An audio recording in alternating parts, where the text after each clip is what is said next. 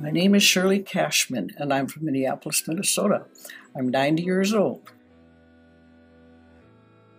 My childhood was very different from kids growing up today because we had to find our own fun, and there weren't television and computers in people's homes. I think there's a great value in having to entertain yourself and interact with others in order to make your own fun. As a youngster, I always had a pencil in my hand. I was never bored. When the game Monopoly became popular, I borrowed the game from a friend and copied all the pieces because we couldn't afford it. I was lucky because my parents, especially my dad, always encouraged my love of art.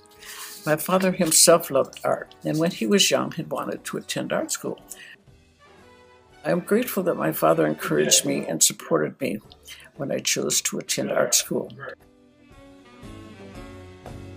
Because Shirley's parents encouraged her to pursue a fine arts education, she had a unique set of skills that were very valuable during the Second World War.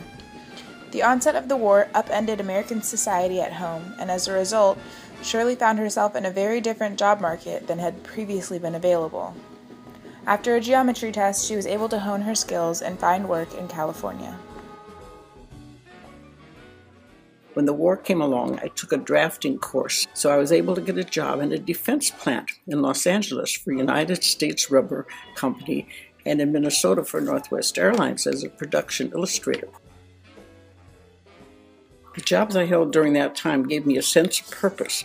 I wasn't just waiting for the war to end and the men to come home. That experience is something that shaped my generation, and I don't think there has been an event like that for generations since. Shirley became an adult during the distinct and difficult time of World War II.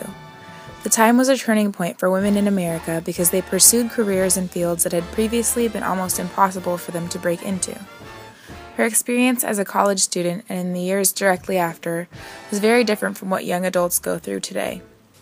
There hasn't been a time since the 1940s when young people were so united in their service to the country, both at home and overseas. Everything I learned about Shirley this quarter showed me how much our experiences shape who we become as adults. Shirley is always optimistic, and whenever I ask her about things that were difficult or might have made her unhappy, her response is always to tell me the good she took from a situation. She described many situations that others might let get them down as learning experiences. If I should live to be 90 years old, I hope that I can have similar attitudes about my life.